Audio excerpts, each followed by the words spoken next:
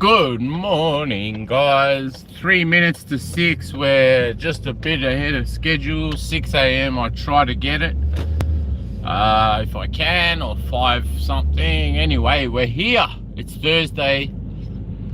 That means Friday's on my mind. A lot more than it was on Monday. Friday becomes more of a reality the closer you get to it, whatever that means, if you really think that happens. As in, if time runs in a continuum. Do we anticipate that Friday even more on a Thursday than we would on a Tuesday? Is that because we're relatively closer to the destination or to the result, outcome of all our hard work? Say you work hard all week, you wait for that Friday, don't you? The final bit, the last bit, before you go, that's it, I won't have to do this the next day or the day after, for example. I know some people's weekends are on other times, like all the hospo people, all the people who work in the pubs and all that, they say that when it's Tuesday or Wednesday, they say this is my Monday, like sort of thing, because they work through the weekend and their weekend is actually, for example, Monday, Tuesday. That's their Saturday, Sunday. So for them, their weekend, like, I always feel funny when I'm leaving a restaurant and I go to the kitchen, like, have a great weekend, guys. And I always think, ooh, that means they'll be working. What I mean is, have a great weekend at work. I always feel a bit shitty about saying have a great weekend when it's not their weekend, it's the start of their week. On a Wednesday or Thursday, they'd be like just starting. They've had their days off and their week is including Saturday, Sunday. So for them, I think it's a big sacrifice. Like here in Melbourne, we love our food and wine and lifestyles so much that do we really give enough credit to the people who work weekends? Probably on a flat rate, not even for any more money than they would have got, like if they'd have just worked Monday to Friday. Well, sometimes I wonder. I mean, I know that some people are well paid and on weekends they get weekend rates, but when a restaurant runs weekends, isn't that a normal week for them, you know? So I don't know if we really give out enough appreciation to these people who spend hours and hours in the kitchen. You know, I watch the chefs prepping in the morning, and do you know how much they do to be ready for the people to arrive at lunchtime? They do a hell of a lot. Like, I watched this one lady and she was slicing salmon, massive pieces of salmon, into little like portions for the lunch, you know. And I thought, look at this, look at that, look at how she's just focused on cutting that salmon as good as she can.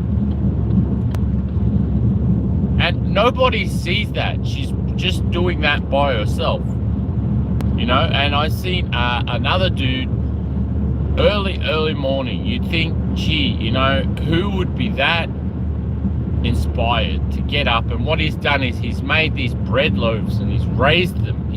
He knows how to make bread. Just whatever, just give him the tools, he can make bread. And there he is, and he's put these big trays up on the bar, you know, to get warm. And he's proving, like, rising the bread loaves. And I thought, look at this guy, he's making bread in the morning, you know. And it's not a bakery, it's a restaurant that needs bread as well as other stuff. So it's not that he's a specialist at baking per se, but well, he is, but he does a range of things. He said to me, like, I'd have something to do with him because I'm going to say, like, I need the key to the storeroom, drop your alcohol off down there and bring the key back, kind of thing. So you've got to get to know the people and who's who, otherwise you won't get your job done if you don't know who the person is to go and see, you know. So I got to know him that well, and so far I've seen you don't see a lot of Australian on the live. Good to see. Hey, thanks, Philip. Yes, no, there aren't many. I don't know why. I don't know why they haven't discovered the magic of live. I think it's great. Hello, another yo. So I can't see it great. Is it more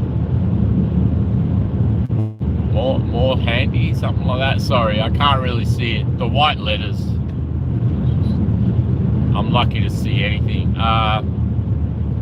But you guys feel free to use cap letters. Caps. I love caps. I can see them and they make sense.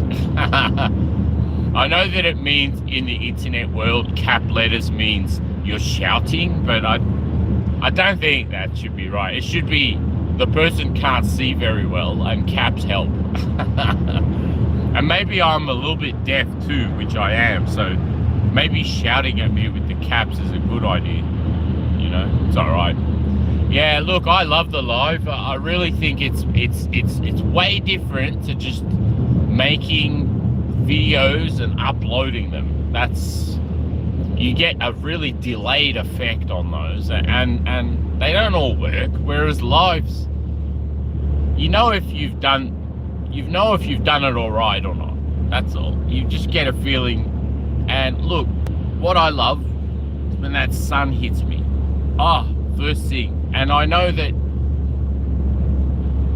in a kind of way, between humans, human to human, seeing a person rising up for the day.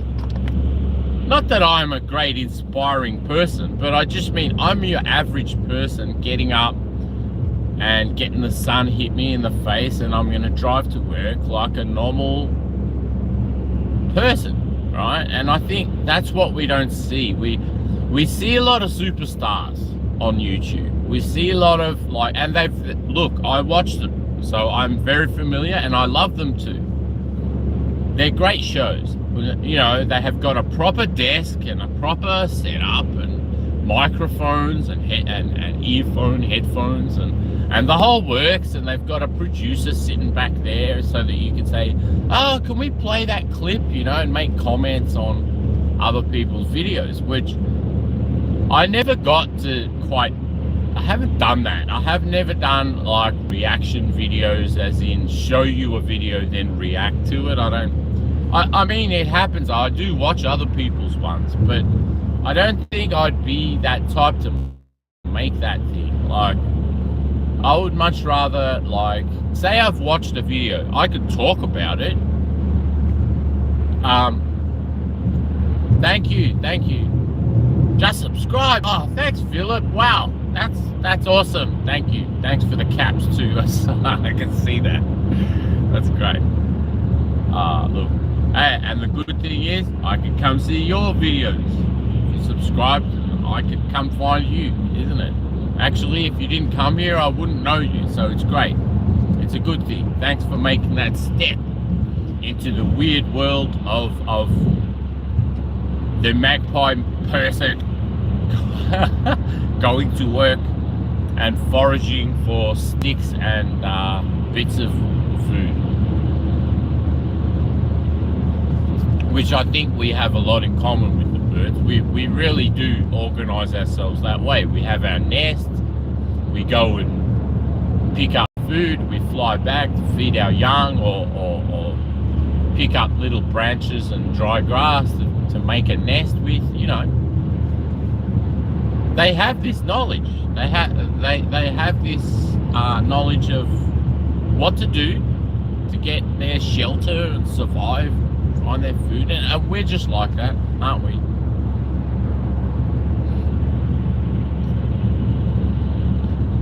Yeah, we really are kind of nomadic. Like we were meant to move around. That's why the seasons, look, if you think about the seasons, don't you think we should have moved with them to be in that optimal condition that we thrive in? So some people love hot weather or warm weather, and they just feel great in hot or warm weather. Okay, But other people might feel extremely uncomfortable by the heat. They may love a cold climate or a cool temperate climate, one that's a tiny bit warm but mainly mild, cool to warm but not hot. Some people prefer that they operate better in that kind of climate. If we were truly nomadic and we were able to do these things, like imagine if people could shift with the seasons and continue their lives. I know it's a bit hard now with boundaries and private property and all this kind of thing. We can't really be that nomadic. When they build supermarkets, they don't build them on wheels. They build them in situ, in place, you know.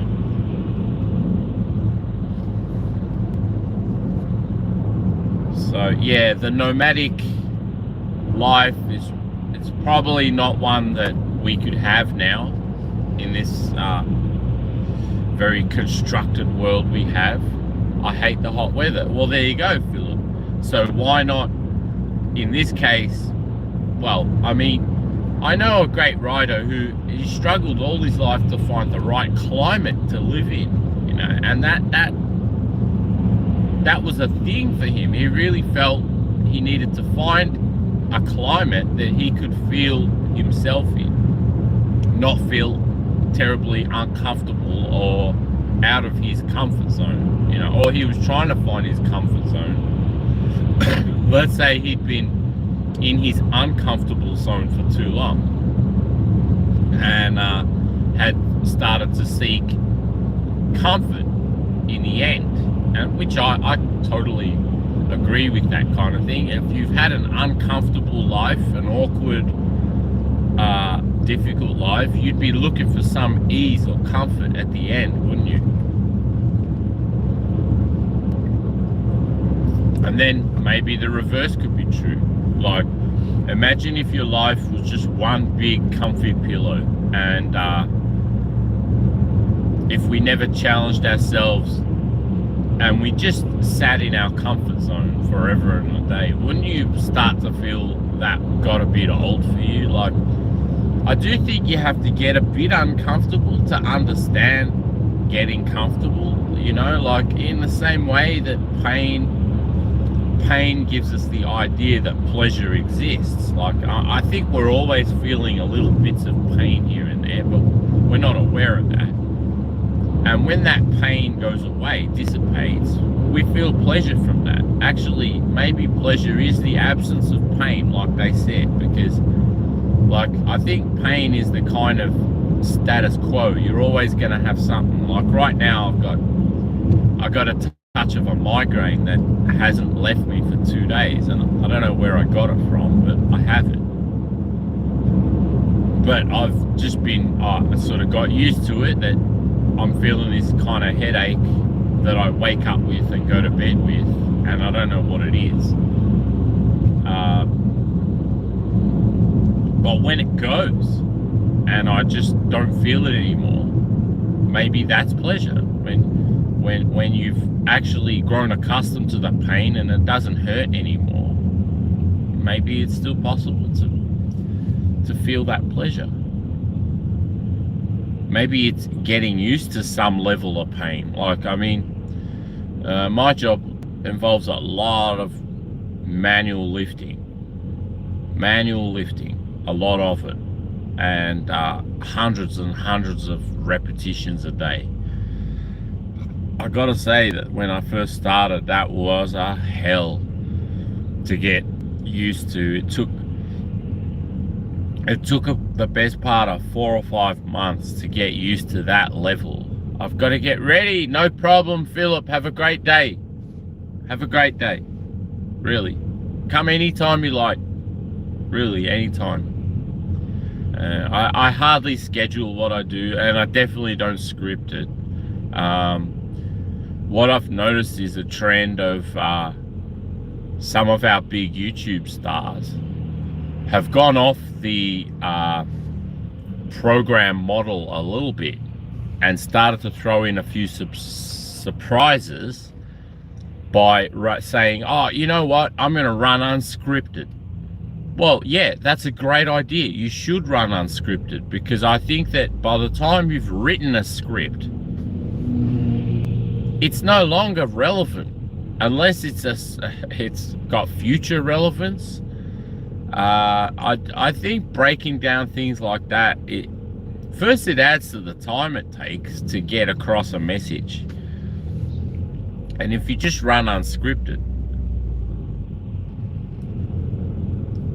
you know, I'd probably do this if I was a politician. I'm not, but if I was, I would just run unscripted. There's no way I'd have a speech in front of me unless it was one that included a bunch of names I had to remember or something. I'd probably have the names written out, but I wouldn't script the rest, because you've got to take it from the feeling in the room. And for me, I really do come alive when I'm here and people are giving me clues. Like, I kind of feel the vibe from the people and the people who come to see me. It means a lot to me. Like, this has been one long search for my friends, and I don't know really who they are, and I'm open-minded about who they are. I don't mind where people come from. What I've noticed is that YouTube is getting me connected to people who are very, very far away from me. The only people I know not watching are the people here, around here. These people that I'm here with have no idea about me. But people as far away as North Queensland, Western Australia, Uzbekistan, I don't know, places so far off, United Kingdom, Japan, Germany, some from other places. Very rarely I got someone from Russia. Josh, boo, how are you?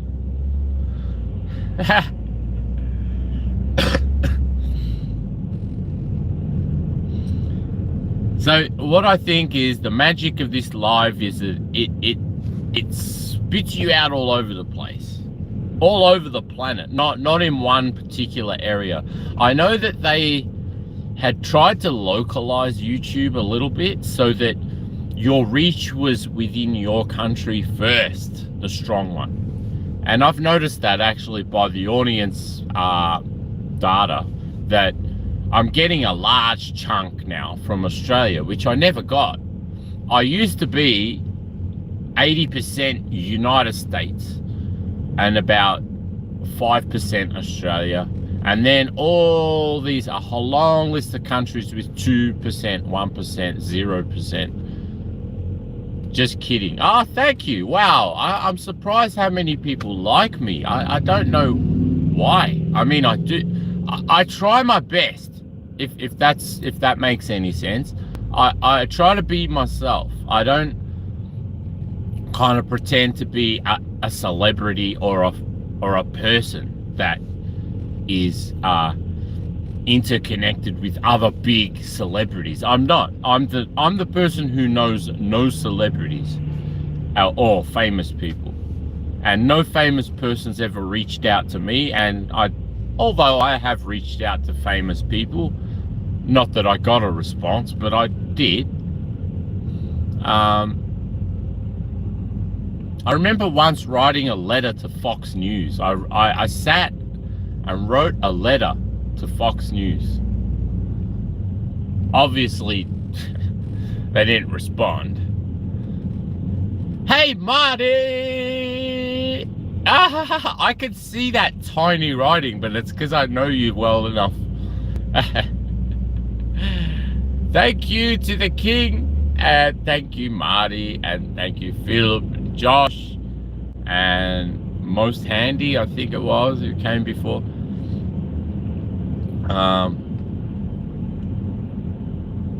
We may as well do some shout outs to Marty for being here. I think I'm going to give Marty the medal for most times I've ever seen a person come in the morning. Are you at the bus stop like usual? I think you are. You're always waiting for a bus somewhere early in the morning, and I think, gee, your school must start at daybreak. Your educational journey is going to take you a long way. You know why? Because you get up early for it. You don't just get up at 8:30 and crawl out of bed and jump in the car and go to school in 5 minutes. You know, you notice the difference between kids who got up super early and were at the playground well before school started, you know, to already spending time at school before class. These are the kids who learn the most, if you ask me. And the kids who just turned up on time for the program, as in the class, 9 o'clock, I don't know how much they retained by just sort of rolling out of bed and rolling into class. But if you've been up for hours, it gives you time to get yourself in tune, stare at the sun, get that programming for the day, you know. The sun kind of tells you everything you need to know. Did you know that? Like, the sun is like a big round smartphone in the sky. In fact, it's better than a smartphone. This thing's got some real heat, doesn't need charging.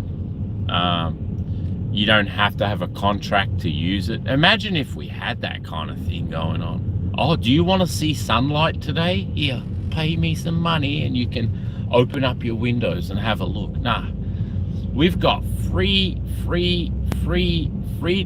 access to that sunshine anytime we want.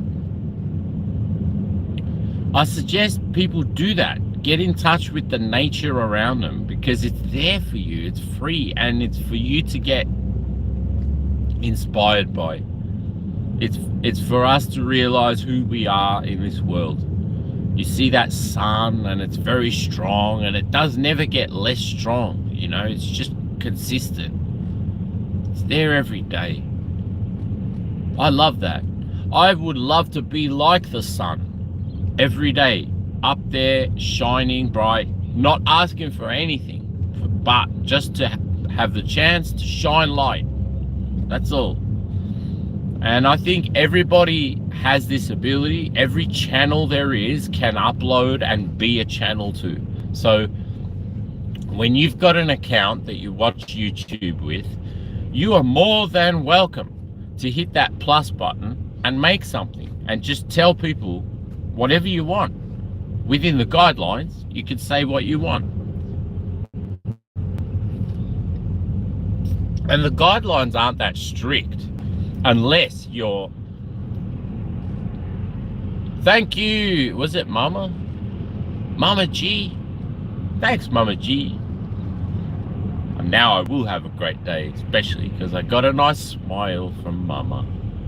I miss my Mama. Oh. I say her name every day. I say Mama every day.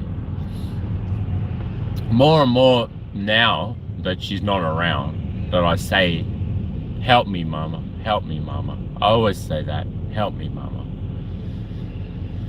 And I know she does. I know she does. Because your loved ones never leave you. They really do stay with you. You know, all your life. You won't be mourning all your life. You'll be feeling their influence all your life. And wow, that writing. Appreciate if something. Move house, is it? Ah, Marty, give me some big cap letters. I can barely see it. I have to read it later. I can see appreciate, and I can see house. And I love when we should appreciate if more. Oh, sorry, Marty. It's a beautiful font. You can put it on my Christmas card if you want, but I can't read it. It's so small. It looks like hieroglyphics. We should appreciate the sun because it won't last forever. Well, look, it may last forever for us. Can we say that? Forever for us, but not for others? We're the lucky ones. We get to sit under the sun. We do appreciate it, but we don't talk about it and worship it. There used to be just a religion based on the sun, worship of the sun, which I think is great. It's nice and simple. You don't need a huge book to do that. All you got to do is get out there and worship the sun. Simple. No other rules involved. No passing the plate around to get donations for the sun. The sun doesn't need any donation. It just wants to shine on you. So why don't we just let it shine on us? Marty, you're going to be very famous. I think you should really keep doing this. In the same way that you're turning up to this live, people will turn up to yours. Some people don't like the sun. Well, they don't mean it. Of course, they love the sun. They wouldn't be alive without it. Like, we'd freeze to death without it. Like, they're talking from a very narrow point of view when they say, "Oh, I hate the sun," but how can you? Imagine living in eternal darkness. Oh God, you'd love to see some sunlight, man. You'd be, oh, the goodness you feel when the sun pops out, the difference that it makes that from being in the darkness. We're definitely not darkness creatures. We're people of the light because the conditions for us to be alive only could happen when the earth heated up to a certain temperature and was just right for us, just right to have the conditions for life. Yeah, the sun is essential, critical. You know, I know the moon has some powers, but the sun is an awesome power.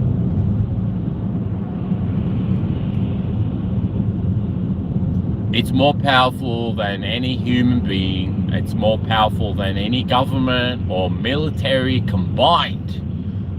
Imagine if all our military just decided we're going to destroy the sun, and they all teamed up, every country's military, and they aimed their high-tech missiles and all their Oreshniks and God knows what they want to make. They all shoot for the sun, and they don't get it. Of course, the sun just obliterates anything that goes near it. Well, yeah, the sun, way more powerful than any leader, person, human. Way more powerful than any machine we could ever make. Probably if we got every nuclear reactor that there is. Get ready, Marty. We love you. Take care. Thanks for coming again. I owe you a gold medal, by the way. I'm gonna give you one. Somehow. I'll make you a sticker of a gold medal.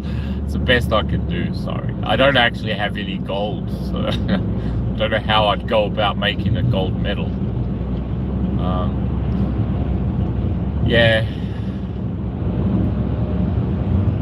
Yeah, sunlight is just beautiful, you know. You wouldn't know what anything is. It'd be all shadows, shadow world. Nothing would make much sense if it was just in the dark.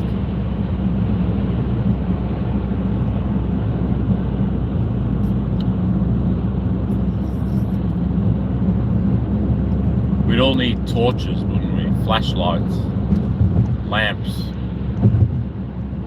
But we wouldn't be able to grow a single plant, and there'd be no grass for the cows to eat if there was no sunshine, you know. So really, it all makes sense that the sun creates everything for us.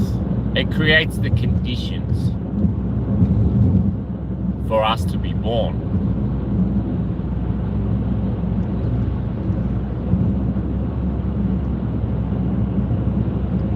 Yeah, I'm so glad we don't have to pay for that. And when it rains, you don't have to pay any money for the water that you got. You know, like, imagine you got a water bill because it rained. It rained yesterday, so we're charging you,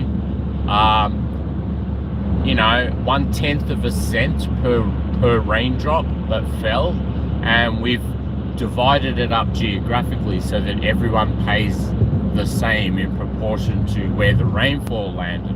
And we're going to charge you for that natural rainfall now.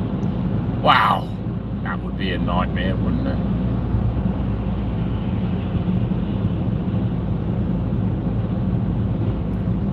I mean, this is why they won't properly monetize the solar power, people. Like, you can, yes, feed your energy back to the grid, but it's a very minimal return, isn't it? Like, you know, and the only good thing about storing your own energy, if you can face the risk of it, you know, because I know it's not the safest thing to do, but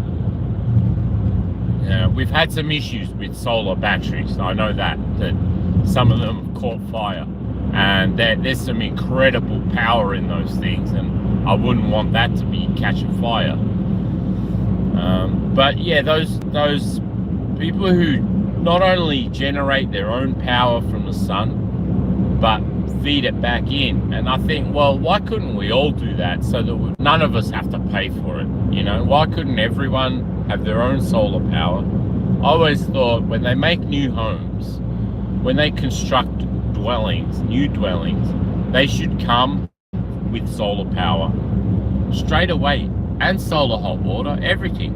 Anything you can do to harness nature for free, as in you might pay to set up this technology, but you're setting yourself up to use nature for nothing. And that's okay. That's what we're supposed to do.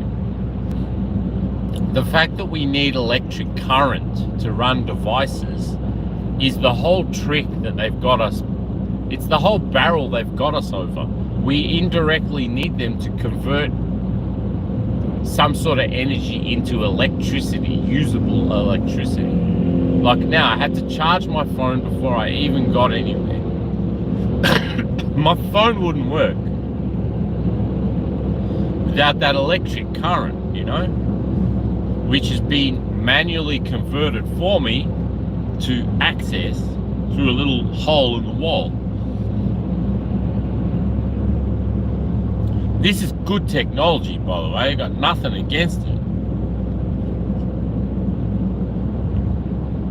But I do think we shouldn't have to pay incredible amounts of money for it just because we need it. But it's usually the things you need the most that cost the most. You know, have you noticed how much food is costing now?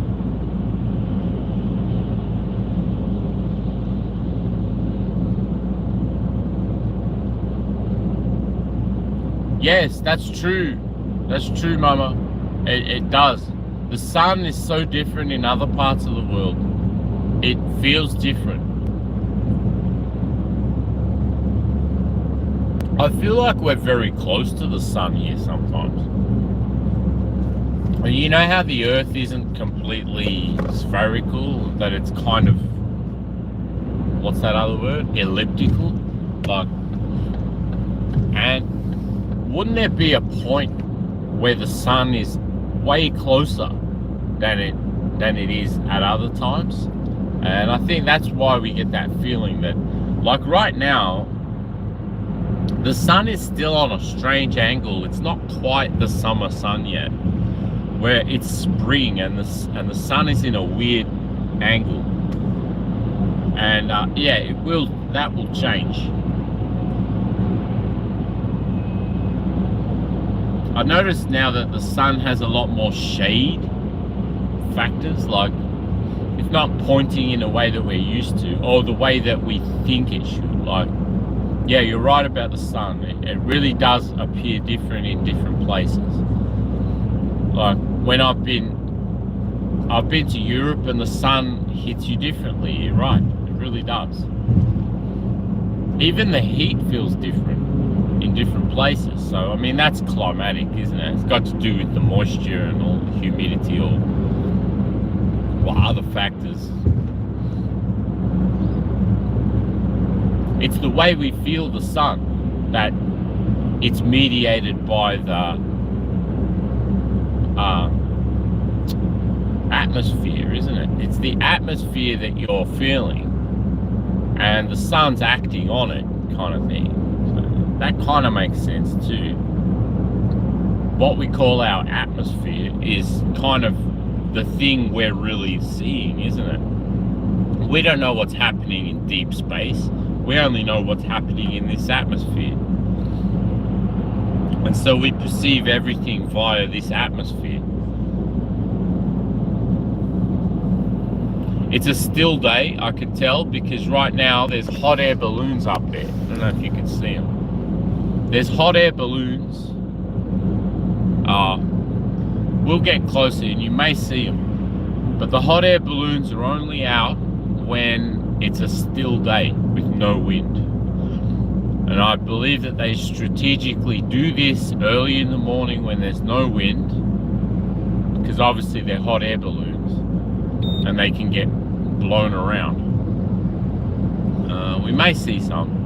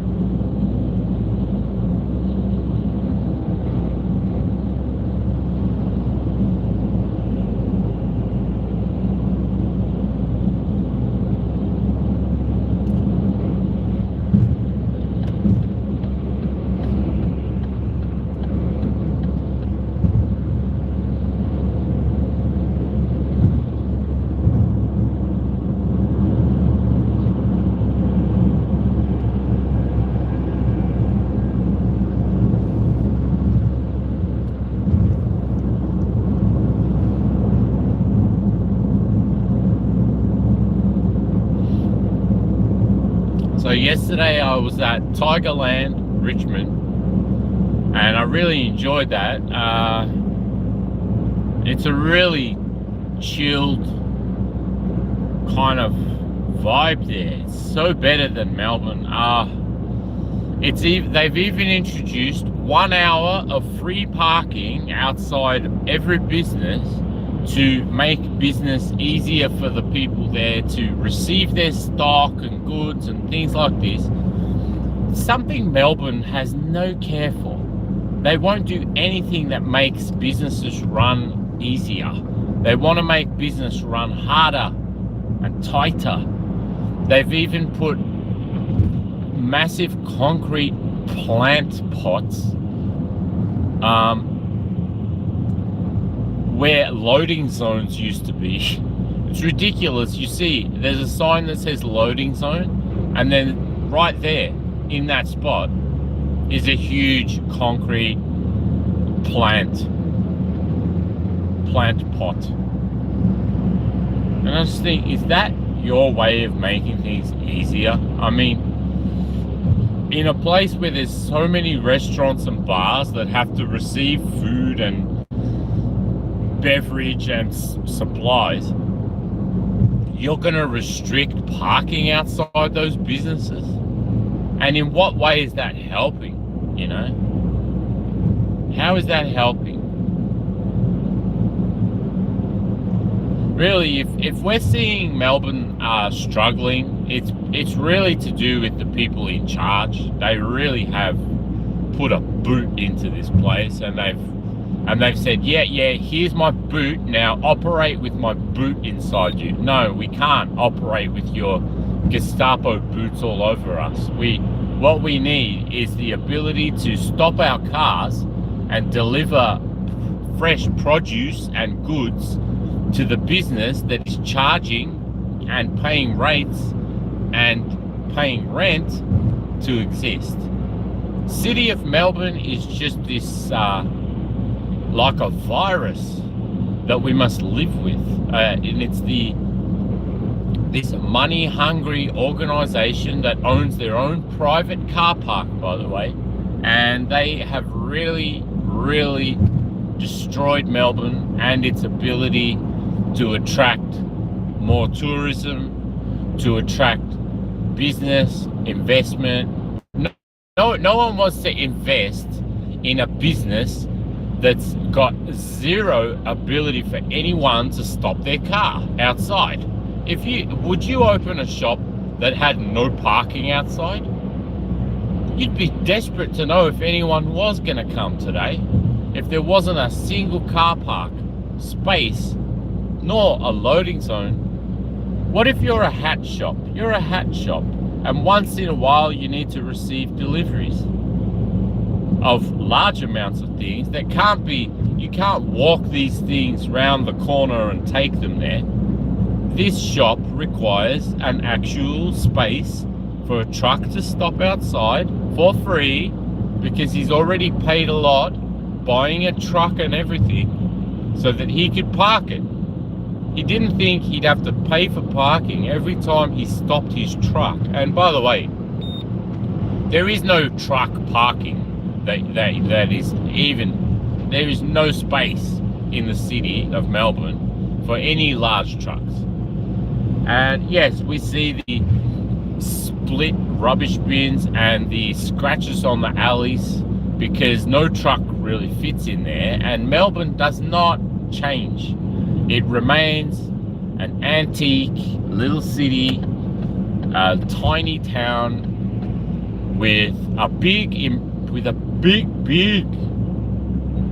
idea of its own importance, but only because they've got us by the neck, they've got us by the throat, they've got us operating on the least amount of space possible in order to operate. There's just enough parking for just a finite amount of people, and there's no extra more than that. All they've done really is make Melbourne a place that no car should really go to. They should make the whole thing a place you use your feet or public transport. There's no way that everyone could take their car into Melbourne and find a parking. There's no way. There's not enough parking in that city. And the only parking there is paid parking. And any free parking there is, believe me, you're not gonna, that's few and far between. You're gonna find any spot to stop. Unlike Richmond, which has given everyone a 1 hour of free parking, which I think is a beautiful thing. It means that they've recognized that without people to turn up, they're gonna starve. And if nobody can go to the city to, first of all, deliver things to the people who need them in order to operate their business, well, then you've got a problem already. Their stock and their supplies are going to run late because the city of Melbourne does not care if they get their things. They think we need to be up all night getting ready for the next day, while they, city of Melbourne, work 9 to 5 business hours. And what do those business hours entail? Revenue raising, of course. They slow the traffic down to a crawl so that they can really study each number plate from their control room. They can have pre-prepared infringement notices that all they have to do is have eyes on a person from somewhere. They don't have to have any evidence beyond that. And they can say, there you were, you stopped in a no standing zone and you opened up your door, and that's it. Here's your $200 fine. $204, thanks. Now, how do they do that when there's nobody there who saw you? Well, I'm sure that they have this power now. So don't worry about parking inspectors. You may still get the infringement. That's what I think. Here we are, guys. I'm at work, 6:42. Not bad going. I want to thank everyone for coming this morning, and I got to say, this wakes me up and puts me in the best mindset for the day. That's why I need you guys. I really do. I probably need you way more than you need me, but I appreciate every person who came and for helping me discover that I can be better as well, that I can be a better version of me, which is all I'm really trying to do. And my aim is to improve. That's all. Improve in my way. And I seek no reward beyond that. The reward of having a self-improved perspective with the help of everyone else as well. So I borrow so much from everybody, you know, and the strength that everyone gives me, I want to give back. I just want to give it all back as a new strength, a renewed strength. So yes, we go from strength to strength, but we must renew it, shouldn't we? We should grow it amongst ourselves. We have this ability and this power to relate to each other, and I think that we have to focus more on how that works and less on the insulated, isolationist, you know, blinkered point of view that doesn't take everyone into account. Let's try and take everyone into account. Hey Ralph, thanks for coming. I'm just about to sign out, but thanks for coming, everybody. I really mean it. And I believe together we can grow this tree of knowledge, and it can be something we hold on to and we pass down. Remember, every story you've ever read started as an oral story that went from mouth to mouth, that went from ear to mouth to ear. That's how stories got written before there was pages, before there was stone tablets and paint on the walls, before they learned to mix paint. You know, they had to have some oral tradition of telling stories. And I'd like to just have a little tiny bit of section just dedicated to me, the Magpie, Alex the Magpie, who really wanted to contribute to that oral tradition of giving off your story to the world and seeing how that relates to other people and getting stories from other people. I love to hear all the stories, or anything that's going on with Darren, with Marty, with everyone. Things that are happening in other parts of the world, they matter to me. Right now, Tasmania is on fire. I'm very, very concerned about Tasmania. It's a beautiful natural paradise that I think should be World Heritage listed. As it is, it's small enough to contain and keep beautiful. It's on fire right now. Just as I was planning to take a holiday there, actually, I was thinking, gee, Tasmania, that's a place I'd love my kids to know. I think it's a beautiful place. But now I turn on the news and I see Tasmania is on fire. Oh, that's so sad. And then I heard about the Queensland. Another place I love was, I don't know if it's better now, but they were battling with some really wild weather. Really wild weather. Enough that would ruin their home life. You know? Fences blowing over and roofs coming down and sheds falling down and trees falling down. Hey, born in Geneva, how are you? Good. Hey, guess what? I'm at work and I have to go. But I'm going to put this up soon, guys. Sorry for not being it's okay. No, don't sorry. I'm sorry that I haven't been here enough. But I do love you all so much. I mean it. And thanks for being here. It means so much to me. I have to go. I'm late for work. You? Woo!